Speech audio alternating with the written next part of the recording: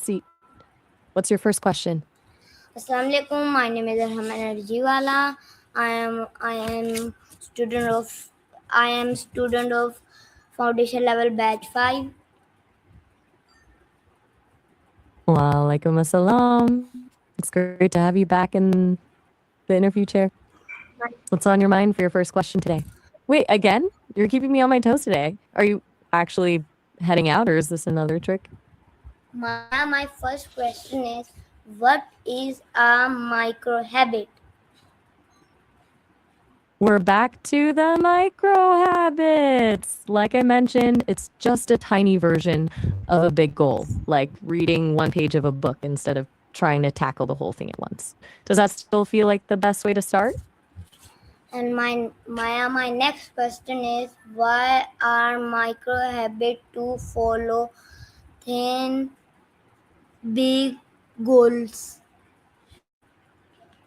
Essentially, they're the stepping stones to those big goals. Think of it like building a house. You don't just wake up with a finished home, you lay one brick at a time. If you want to be a great speaker, a micro habit could be practicing one sentence in front of a mirror. Does that make it feel more manageable? Maya, my next question is, what is one small habit you can start today?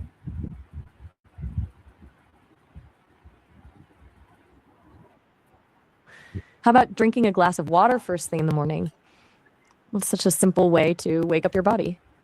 Or if you're feeling a bit more adventurous, you could try writing down just one thing you're grateful for before you go to bed. Which one of those sounds more like your speed? Maya, my next question is, how can a 2-minute habit improve your daily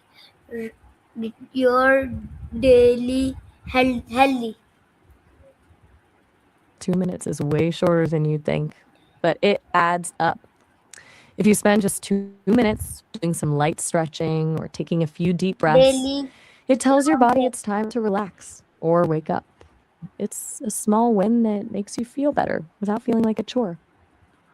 Do you think you could find 2 minutes in your day for something like that? Maya, my next question is, what time of day is best for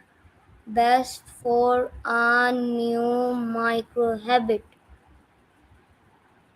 Honestly, the best time is whenever you're already doing something else. Like if you want to start a habit of taking a vitamin, do it right after you brush your teeth. It's called habit stacking, and it's way easier than trying to remember a random time. A part of your day that already feels like a steady routine. Maya, my next question is, how can tracking your habits help you stay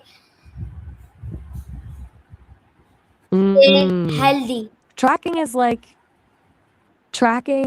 like keeping a score for your own progress. When you mark a day off on a calendar or check a box, it gives you that little hit of satisfaction that makes you want to keep the streak going. It turns the habit into a bit of a game, which makes it a lot more fun. Do you like the idea of checking things off a list? My next question is, what are some of micro habits?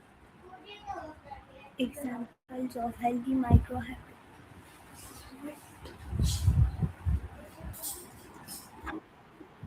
Drop the micro habits. You're moving on to something new, or are you just finished with the interview for now?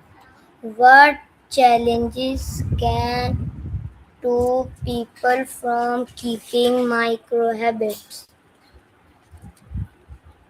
The biggest one is usually just overthinking it. People often try to start too many at once or make them too big, and then they just get burned out. There's also that feeling where if you miss one day, you feel like you failed and just give up entirely. Do you think the hardest part is starting or keeping it going? I don't know. That's a totally fair answer. It's a bit of a mystery until you actually try one out. Do you think you'd be more likely to stick with Yes. something that feels like a game? or something that just feels calm? Yes. A game or something? Since you said yes to both, maybe the perfect habit for you is something that feels like a calm game, like a puzzle or a quick sketch. Does that sound like something you'd enjoy? Maya, my last question is, how can small habits lead to big changes over time?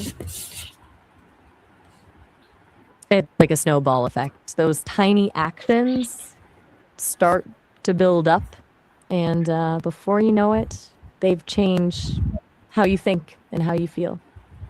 Once a small habit becomes easy, you can naturally add a little more to it until it's a big part of who you are.